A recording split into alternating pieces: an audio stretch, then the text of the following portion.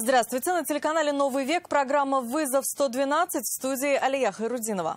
И сегодня мы расскажем, как мужчина утром получил 3 ножевых ранения после того, как пришедшая с ночной смены сожительница застала его в постели с любовницей. И все, я ничего не знаю. Покажем мужчину, который ночью пытался скрыться от автоинспекторов сначала на машине, потом и на своих двоих. Я не знаю, они набежали на меня и все. Просто так шел и тут скрутили. Конечно. А также хроника дорожных происшествий. Он ему, получается, показательный в заднее крыло и в столб ушел. Это и не только прямо сейчас.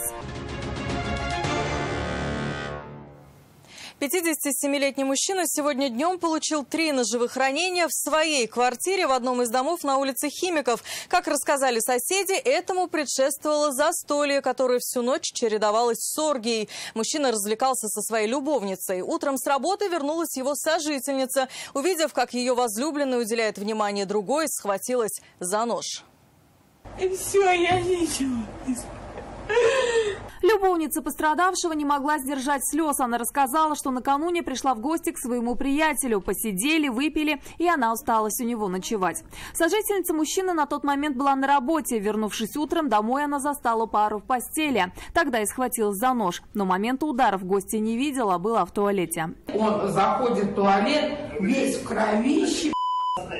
У него, он говорит, мне легкий, говорит, походу, говорит, она как мне, говорит, легкий, говорит. С 3 ножевыми ранениями мужчину госпитализировали. Сожительница пострадавшего рассказала, что не трогала своего возлюбленного и пальцем. Уверяет, когда пришла домой, увидела мужчину уже в крови. Потом призналась, ножом на него нападала, правда, защищаясь и несколько лет назад. За что уже отбыла условный срок. После этого, рассказывает, они расстались. Но спустя время снова сошлись и вместе сняли эту комнату в одном из домов на улице Химической. Полицейские проводят необходимые мероприятия для установления всех обстоятельств произошедшего. В настоящее время по данному факту проводится проверка, по результатам которой будет принято процессуальное решение. Уже в отделе полиции сожительница раненого мужчины дала признательные показания. Вероятнее всего будет решаться вопрос о возбуждении уголовного дела. Квалификация ее деяний будет зависеть от тяжести травм, полученных потерпевшим. Отягчит ситуацию и рецидив. Нафиса Минязова, вызов 112. Девушка получила удар ножом в ногу в подъезде одного из домов на улице Декабристов в Казани. Сама она живет на 1-м этаже, а с компанией друзей сидели на лестничной клетке на 14-м. В компании был и один мужчина, который впоследствии, как установили стражи порядка, и ранил девушку. Она сама обратилась в больницу за помощью, рану ей обработали. В госпитализации пострадавшая не нуждалась, и ее отпустили домой. В полицию о произошедшем сообщили врачи. В отдел полиции Московский поступило сообщение, что в одной из квартир дома по улице Декабристов женщине требуется медицинская помощь. Прибывшие на место происшествия сотрудники полиции установили, что между мужчиной и женщиной произошел конфликт, в результате которого женщина получила ножевое ранение. 23-летней пострадавшей была оказана медицинская помощь. В настоящее время по данному факту проводится проверка, по результатам которой будет принято процессуальное решение. Водитель Kia Soul, увидев впереди на улице Павлова автоинспекторов, постарался сделать все, чтобы не попадаться им на глаза. Выключил фары и свернул в ближайший двор, но ухищрения не помогли, его заметили и встретили на выезде на улице Симонова. Мужчина, недолго думая, выскочил из машины и пустился на утек, но бегал он не так хорошо, как сотрудники ГИБДД. Я не знаю, они набежали на меня и все. Просто так шел и тут скрутили. Конечно. Он старался привлечь внимание, просил вызвать полицию, говорил, что задержали его незаконно, совершенно без повода. При этом не ответил, зачем стал убегать от автоинспекторов. В смысле, зачем убегать стал?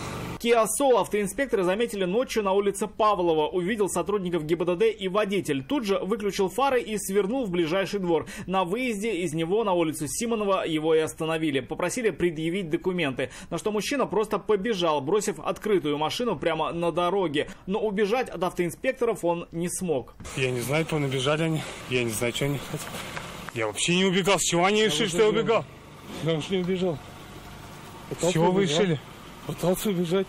Мужчина сообщил, что автомобиль принадлежит его родителям, которые должны подойти и принести документы. Сам он предъявил только права. И тут стало ясно. Водительское удостоверение аннулировано решением суда несколько лет назад. Мужчина попадался на употреблении запрещенных веществ. Сейчас вы употребляете что-нибудь, нет? Нет. А права у вас есть? Да. Автоинспекторам его поведение показалось неадекватным, и до установления причины его отстранили от управления автомобилем. Будете расписываться, нет?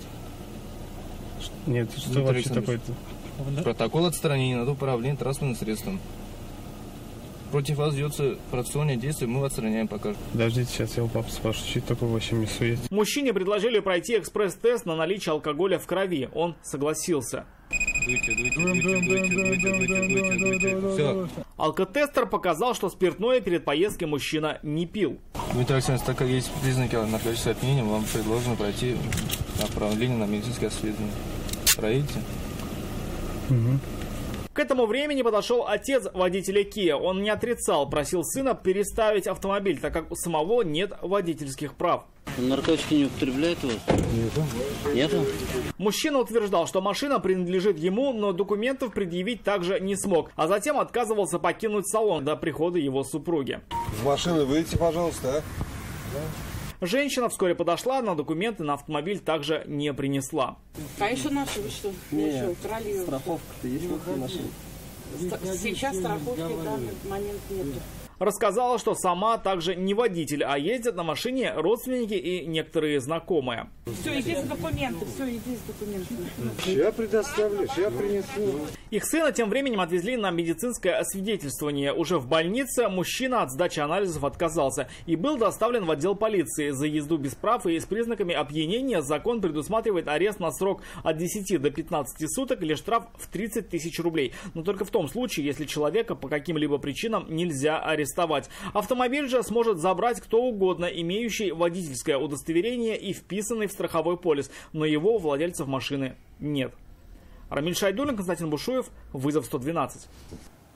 Молодой водитель «Лады» пострадал в аварии на проспекте Победы. Он ехал по автобусной полосе, со слов очевидцев, на высокой скорости. В какой-то момент прямо перед ним стал перестраиваться через сплошную линию Hyundai Tucson. Удар пришелся в заднюю часть иномарки. После этого отечественный автомобиль отбросило на столб. Я посмотрел, никого нет в той стороне. И повернул, как поворот дал, повернул. И он, видимо, сильно гонял. Водитель Hyundai Tucson рассказал, ехал, правил не нарушая. Хотел заехать на заправку и заблаговременно начал перестраиваться правее. В этот момент иномарку протаранила «Лада» 12 модели, которая двигалась по автобусной полосе. Все произошло на глазах многочисленных очевидцев. Он ехал по автобусной полосе. Tucson, получается, начал перестраиваться на правую сторону через сплошную. Он по тормозам дал, вот у него там тормозной путь. Он ему, получается, показательный в заднее крыло и в столб ушел. Но они столкнулись здесь, сразу остановились машины, получается, штук 5-6. Дверь заблокирована была, через заднюю дверь вытащили его, да. Водителя «Лады» с различными травмами госпитализировали. Со слов очевидцев, скорость, с которой ехала отечественная легковушка, была явно больше разрешенных 60 км в час. Водитель иномарки признает, виноват, что не убедился в безопасности маневра, но и отечественный автомобиль не должен был ехать по автобусной полосе. Они говорят, что я не должен был поворачивать на эту сторону. Я должен был немножко впереди поворачивать. Водителей в ближайшее время ждет детальный разбор ГИБДД. Вероятно, вина в этой аварии будет обоюдная. Каждый из водителей нарушил правила дорожного движения. Вероника Гайнудинова, Нафиса Минязова, Лейсан Саитова, вызов 112.